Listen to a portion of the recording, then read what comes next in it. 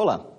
É verdade que cada vez mais organizações de todos os portes, em todos os 4 cantos do mundo, se preocupam em serem as melhores. Hoje em dia, não basta ser apenas aquela empresa que faz bem feito.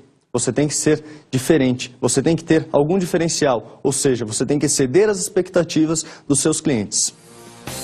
É por isso que na aula de hoje nós vamos falar sobre os conceitos da gestão da qualidade. O que são fundamentos de excelência, os modelos de excelência, as normas de qualidade e o ciclo PDCA, que auxilia desde o planejamento ao controle, garantia e melhoria dos processos relacionados à qualidade dentro de uma organização. Para começar a falar desse tema, vamos compreender um pouquinho melhor a evolução dos conceitos da gestão da qualidade. A qualidade está baseada nos gostos, nas necessidades e expectativas dos clientes. O cliente não necessariamente é aquele que consome um produto ou que compra um produto em uma loja. O cliente pode ser um cliente externo, pode ser um cliente interno e pode até mesmo ser a sociedade. Por isso, a evolução do conceito de qualidade ao longo do tempo tem se mostrado bastante subjetiva.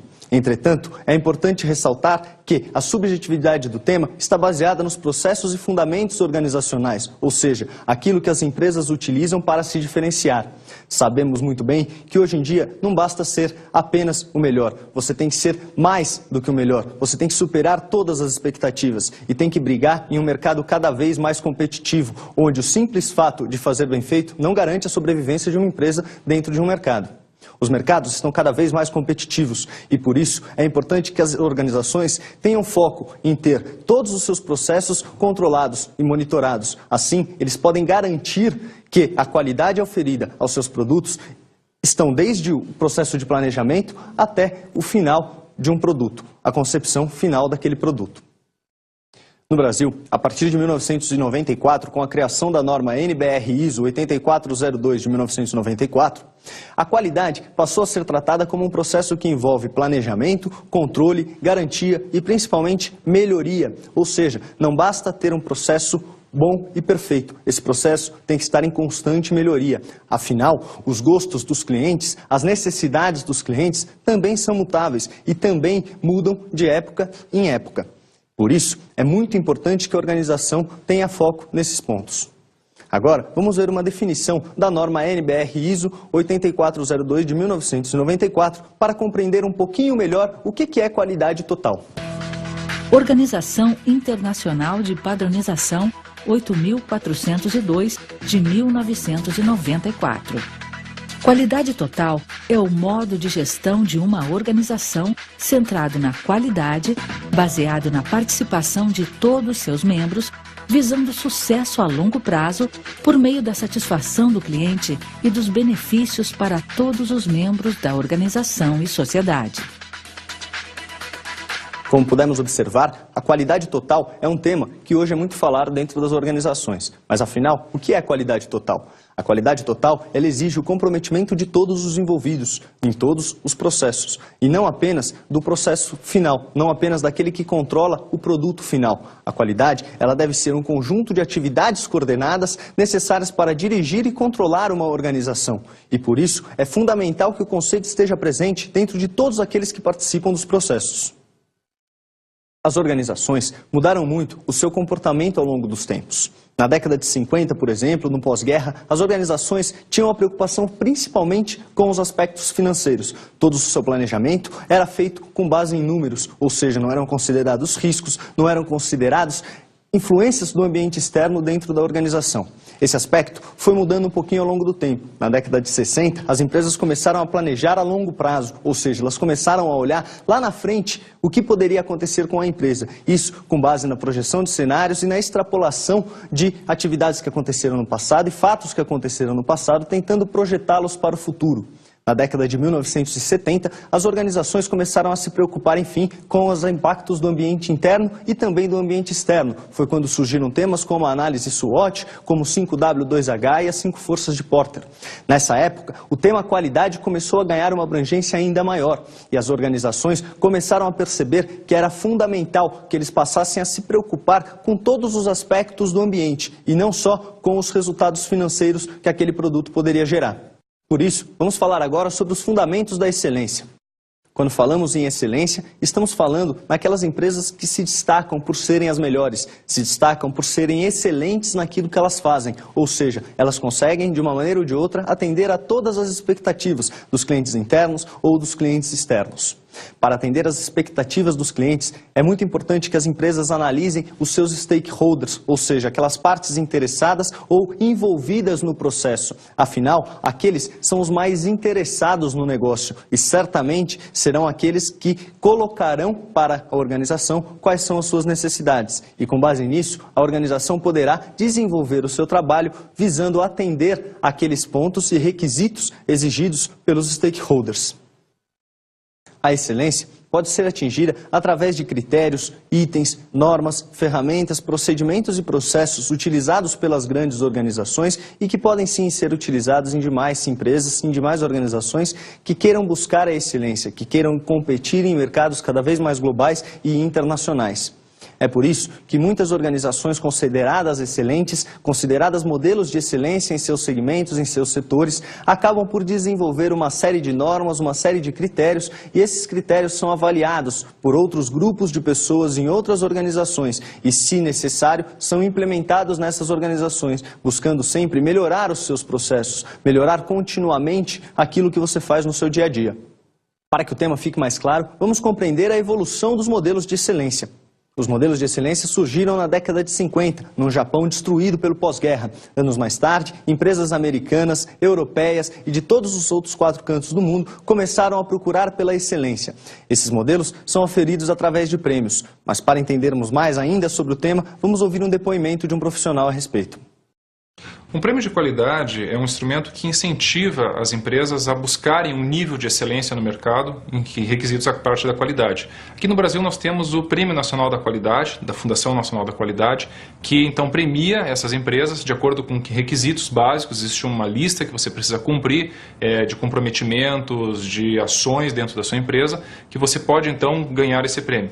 Por que esse prêmio é importante? Esse prêmio é importante porque a empresa acaba sendo vista no mercado, certo? Outras empresas acabam, então, se espelhando nessas técnicas que essa organização, essa empresa, ganhou esse prêmio para poder, então, aplicar dentro dos seus negócios e, com isso, claro, conquistar mais clientes. É uma jogada de marketing muito interessante, certo, para a empresa, mas não só isso, é uma questão de comprometimento. Com isso, a empresa está garantindo que o seu produto tem um nível de qualidade maior do que o do concorrente, ou maior do que a média do mercado, ou maior do que as pessoas ou as empresas que não produzem de acordo com esses critérios. Então a empresa acaba ganhando mais clientes, ganhando mais credibilidade no mercado. Aquela relação de confiança que o cliente tem com a marca acaba sendo aumentada por causa disso. Como pudemos observar, os prêmios de qualidade não são apenas uma campanha de marketing, ou seja, não são apenas uma ferramenta para a empresa poder mostrar ao mercado que ela é diferenciada, que ela é a melhor ou que ela é excelente. O prêmio de excelência, ele serve também para que a empresa possa melhorar os seus processos em busca cada vez mais de competitividade. Dentre os prêmios que se destacam, conhecemos o Prêmio Deming no Japão, o Prêmio Malcolm Baldrige nos Estados Unidos e o Prêmio Nacional da Qualidade, desenvolvido pela Fundação Nacional da Qualidade aqui no Brasil.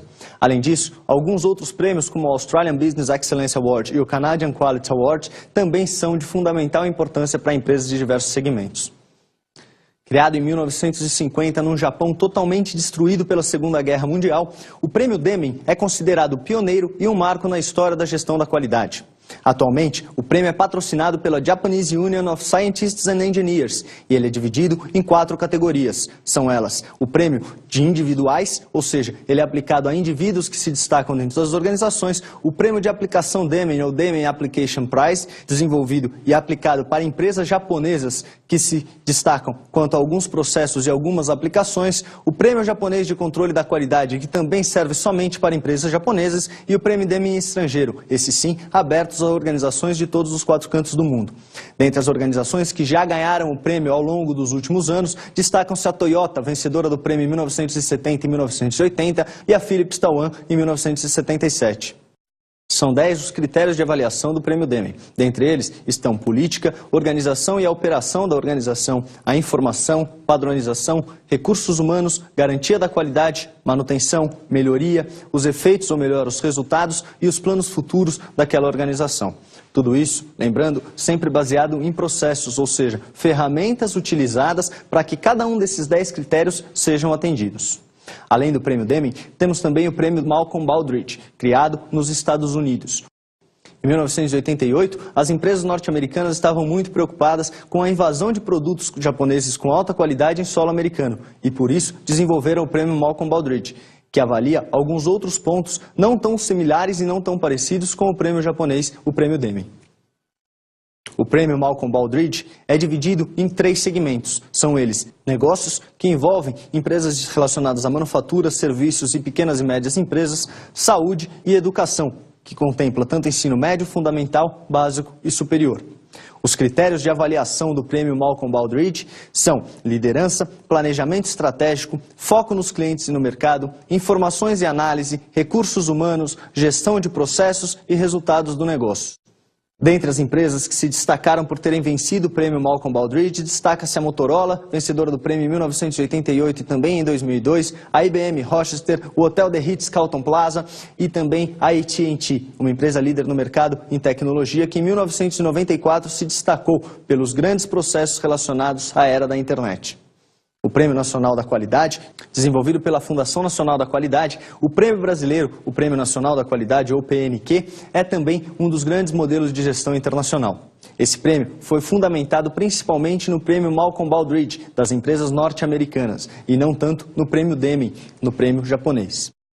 O modelo de excelência brasileiro contempla 5 grandes categorias. São elas as grandes empresas, médias empresas, pequenas e microempresas, órgãos de administração pública federal, estadual e municipal ou organizações de direito privado e sem fins lucrativos. Os critérios de avaliação do Prêmio Nacional da Qualidade são os mesmos do Prêmio Malcolm Baldrige, à exceção que no Prêmio Nacional da Qualidade tem também um outro item, conhecido como responsabilidade social, e que atualmente está sendo incluído em todos os demais prêmios de qualidade ao redor do mundo. Dentre as empresas que se destacam por terem vencido e terem sido premiadas pelo PNQ estão o Serasa, premiado em 1995, 2000 e 2005, a Companhia Paulista de Força e Luz, premiada em 2005 e 2008, e a Promon, premiada em 2007. Para amarrarmos de vez esse tema, vamos ouvir mais uma vez um depoimento do profissional Ricardo Blaut. Cada setor você tem premiações diferentes, ou seja, de acordo com a classe da indústria. Você tem desde uma ISO 9000, ISO 14000, de acordo com o foco que você dá, normas VDA para a indústria automobilística e assim por diante. Então depende do segmento do mercado, cada grupo de indústrias, cada grupo de empresas tem a sua classe de premiação. O Prêmio Nacional da Qualidade é um prêmio abrangente. Qualquer indústria, qualquer empresa, prestadora de serviços ou qualquer organização pode concorrer a esse prêmio de acordo com as suas técnicas. Não é um prêmio específico para um segmento, mas cada mercado, cada segmento tem a sua premiação, a sua categoria de premiação. Como pudemos verificar, todos os segmentos de qualquer indústria podem ser contemplados com o Prêmio Nacional da Qualidade. Vamos agora falar sobre os sistemas normalizados de gestão. Com os modelos de excelência veio também a necessidade de se documentar as normas, técnicas e especificações desenvolvidas por aquelas empresas certificadas, aquelas empresas premiadas pelos modelos de excelência.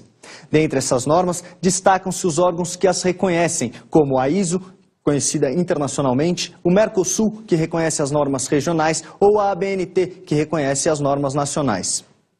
Dentre esses órgãos, o que mais se destaca é o ISO, a International Organization for Standardization, cujo nome é proveniente do grego isos, que significa igual, mesmo. Coincidentemente, as iniciais ISO são as mesmas do nome da organização, porém não na mesma ordem. A Organização Internacional de Normalização foi criada em 1947, com o intuito justamente de reconhecer aquelas especificações técnicas do segmento industrial do pós-guerra. As normas ISO representam um intercâmbio para promover o desenvolvimento de organizações em âmbito global. Para compreendermos um pouquinho melhor o tema, vamos ouvir o depoimento de um profissional a respeito do processo de certificação ISO. Bom, as normas ISO, para falar um pouquinho das normas ISO, tem que falar um pouquinho do organismo ISO, né? Então, o organismo fica em Genebra, na Suíça, né? Chama-se ISO, e o nome ISO não é das iniciais, porque esse organismo se chama International Organization for Standardization, né? Se você pegar as iniciais, International IOS, né? International Organization for Standardization. E não é IOS, é ISO. Então, o ISO vem do grego ISOS. Esse órgão foi fundado em 1944. O Brasil é um dos membros fundadores do órgão ISO, né? Hoje ele tem mais de 140 países membros. O grande objetivo do organismo ISO é difundir normas que sejam utilizadas em todos os países, a mesma norma em diversos países. Então, você imagina uma lâmpada que é produzida no Brasil e é exportada para a China. Né? Ela tem que ter uma rosca para encaixar ali no soquete do mesmo tamanho da rosca na China. Quem que padroniza esse tamanho de rosca? Justamente, então, esse órgão ISO serve para isso. Então, normas ISO exigem para tudo. Para fabricação de porta, para fabricação de vidro, para piso, tudo isso é padronizado. Isso é norma ISO para tudo. A grande vantagem é a seguinte, se cada empresa tiver o seu padrão, uma empresa, um fornecedor que atenda várias empresas, ela vai ter que sofrer auditorias, né, diferentes, em períodos diferentes, atender normas, às vezes contraditórias em alguns sentidos. Então, tendo uma norma só, você reduz custo nesse processo todo, né? Claro que essa norma tem que ser uma norma boa, né, que todos aceitem, né? Por isso que ela é feita num conjunto de empresas, né, num conjunto de países, na verdade. Cada país, membro, hoje são 140, tem um representante. No Brasil, quem representa o órgão ISO no Brasil é a BNT. Nos Estados Unidos é a ANSI, American National Standard Institute. Na Inglaterra é o BSI, British Standard Institute. Então, no Brasil é a BNT, Associação Brasileira de Normas Técnicas. Como pudemos observar no depoimento, o sistema de certificação ISO pode proporcionar tanto economia na produção da empresa, como pode também proporcionar melhorias em todos os aspectos, desde atitudes organizacionais, procedimentos organizacionais e também maiores benefícios para os clientes finais. Quando falamos em ISO, estamos falando também em padronização. E por isso, vamos agora conhecer um pouquinho melhor sobre o tema padronização, controle e melhoria. Estes três aspectos nos remetem à trilogia Huram, nome dado aos conceitos de gerenciamento da qualidade desenvolvidos pelo romeno, engenheiro e advogado Joseph Huram, nascido no início do século XX. De acordo com Huram, as três fases principais dos processos de gerenciamento da qualidade são planejamento, controle e melhoria. Quanto ao planejamento, podemos destacar atividades como definir as necessidades do cliente, compreender o que aquele cliente necessita ou deseja.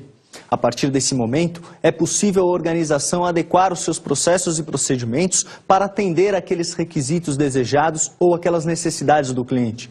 Lembramos que qualidade é atender aos requisitos pré-estabelecidos pelos clientes, pré-estabelecidos pela organização. Quando falamos em controle, estamos falando em comparar os processos com aqueles processos que haviam sido planejados, ou seja, verificar se aquilo que foi produzido está de acordo com aquilo que foi planejado. Os processos de melhoria condizem com a necessidade que a organização terá em termos de infraestrutura, recursos, processos, técnicas, para conseguir sempre acompanhar as mutações dentro das necessidades do cliente. Ou seja, estar num processo de constante melhoria, num processo de constante aperfeiçoamento. Isso faz com que a empresa esteja sempre alinhada e balizada com as necessidades dos clientes. Uma outra ferramenta importante para compreendermos os processos de controle, melhoria e padronização é o ciclo PDCA. O ciclo PDCA vem do inglês plan, que significa planejar, do, que é fazer ou realizar, check, que significa controlar, e act, que é agir. Neste contexto, o ciclo PDCA representa o atendimento ou não das necessidades do cliente. Através do ciclo PDCA, podemos verificar se as necessidades do cliente foram atendidas ou não através da satisfação daquele cliente. Quando o cliente não está satisfeito, é sinal que precisamos agir para poder fazer com que aquelas necessidades sejam atendidas e com que aquele cliente saia satisfeito. Vamos agora dar uma olhada num diagrama do ciclo PDCA e entender como que esses processos se encaixam dentro de uma organização. Na figura, temos as 4 etapas do ciclo PDCA e as atividades referentes a cada uma das etapas. Por exemplo, no planejamento, estão as atividades de definir metas e métodos. Quanto ao do, ao fazer, podemos destacar atividades como educar, treinar, executar a tarefa e coletar dados. No processo de controle, temos verificar os resultados e compará-los com aquilo que foi planejado. E, finalmente, no processo de agir, temos atuar corretivamente. Como podemos perceber no diagrama do ciclo PDCA, o fato de não atingir a meta ou não atingir uma expectativa significa que temos um problema, ou seja, precisamos agir para corrigi-lo. Vamos agora ver um exemplo de como o ciclo PDCA pode ser útil e em fácil implementação dentro de um empreendimento. Imaginemos que temos um supermercado. Esse supermercado tem todos os seus produtos com etiquetinhas de preço. Precisamos trocar essas etiquetas por códigos de barra naqueles produtos.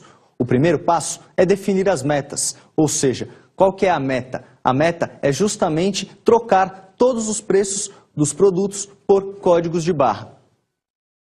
O segundo passo é elaborar um plano de ação. O plano de ação consiste em trocar todos os preços dos produtos pelos códigos de barra, ou seja, os funcionários deverão se dirigir às prateleiras onde tem os produtos, pegar os produtos, tirar a etiqueta e registrar o código de barra. Para isso, é necessário que eles tenham um treinamento para saber como utilizar o sistema novo e como evitar desperdícios através da troca dos dois sistemas. Uma vez os funcionários estão treinados e aptos a desenvolver aquele trabalho, chegou o momento de agir. Para isso, é necessário primeiro verificar se os processos estão adequados, porque, uma vez feito errado, é necessário refazer. E sempre é melhor fazer certo da primeira vez do que consertar algo que foi feito errado. Por isso, na quarta fase, que chamamos a fase do agir, estamos destacando que aqueles funcionários ficariam uma semana juntos fazendo esse processo, de forma a compreender o processo e entender aonde existem falhas e aonde eles podem melhorar. Uma vez os funcionários fizeram esse processo, essa uma semana de adaptação dos processos, o gerente ou supervisor daquela equipe deverá coletar os dados, ou seja, ele deverá analisar se aqueles processos foram bem aceitos pelos seus funcionários e como aqueles funcionários estão trabalhando com esses processos. Depois de coletar esses dados, é necessário que esse supervisor ou gerente verifique junto aos seus superiores a implantação ou não daquele novo serviço, daquele novo sistema.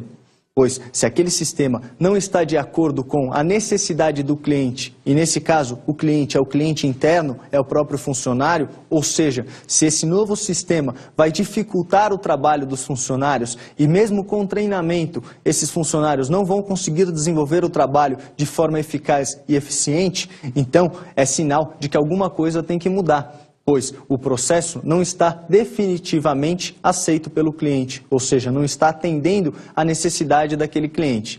Um processo que era para facilitar e agilizar a vida dos funcionários pode acabar por prejudicá-los. Depois de verificar se estão ou não de acordo, os funcionários, enfim, poderão auferir qualidade àquele novo sistema, ou seja, poderão dizer se aquele sistema está de acordo com os requisitos que eles gostariam de ter. Assim, eles poderão agir de acordo com os resultados. Novamente, o ciclo PDCA pode entrar em ação. Com todos os funcionários treinados e depois de uma semana trabalhando em sistema teste com esses novos processos, os profissionais poderão, enfim, trabalhar única e exclusivamente com o novo sistema. Entretanto, é necessário que esse novo sistema seja verificado constantemente, seja planejado o seu uso sempre, constantemente, e sempre que houver necessidade, que ações corretivas ocorram, a fim de fazer com que o novo sistema esteja sempre eficiente e eficaz e de acordo com as necessidades daqueles clientes. Lembrando, os clientes internos nesse caso, que são os próprios funcionários.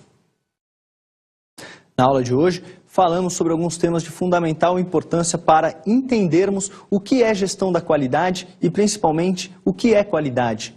A qualidade hoje é um tema fundamental em toda e qualquer organização. Qualidade não é mais diferencial. Qualidade hoje é necessário para que a organização possa sobreviver em um mercado. Os mercados estão cada vez mais globais. Empresas interagem com outros países, com outras regiões, com outros estados. Então, é fundamental que essas empresas estejam em sintonia com aquelas melhores práticas, com aqueles melhores modelos apresentados pelas grandes empresas, pelos líderes de mercado, pelos líderes de um segmento, pelos líderes de um setor ou uma indústria qualquer. Um outro ponto importante que falamos na aula de hoje foram os ciclos de desenvolvimento, de padronização, controle e melhoria da qualidade. A importância de se planejar a qualidade, de se entender as necessidades de um cliente, seja ele um cliente interno ou um cliente externo, de fazer com que o seu processo se adeque e seja eficiente e reproduza aquela necessidade do cliente. Para conferir se um produto tem qualidade, se um processo tem qualidade, é necessário verificar a satisfação do cliente ou do usuário final.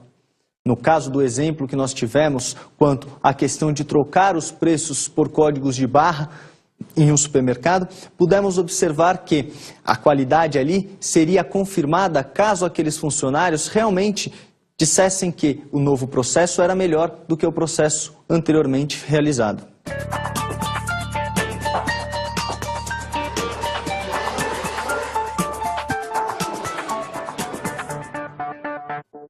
Como dica de estudo para a aula de hoje, deixo a vocês o livro Como se preparar para as normas ISO 14000, Qualidade Ambiental, de Ciro Eyer do Vale, da editora Pioneira. Neste livro, vocês poderão compreender um pouquinho melhor quais são as normas, especificações e exigências para que uma empresa possa se certificar com o selo ISO 14000. Lembrando, o selo ISO 14000 hoje é um dos selos mais procurados por organizações em todo o mundo. Afinal, esse selo está falando sobre um tema que está bastante em evidência, que é a qualidade ambiental. E qualidade ambiental não significa apenas participar de projetos sociais e contribuir para o meio ambiente. Qualidade ambiental significa contribuir para que aquela empresa possa atender às expectativas dos seus clientes, da sociedade e de todos os envolvidos ou afetados pela organização. Muito obrigado, agradeço a atenção e até a próxima aula.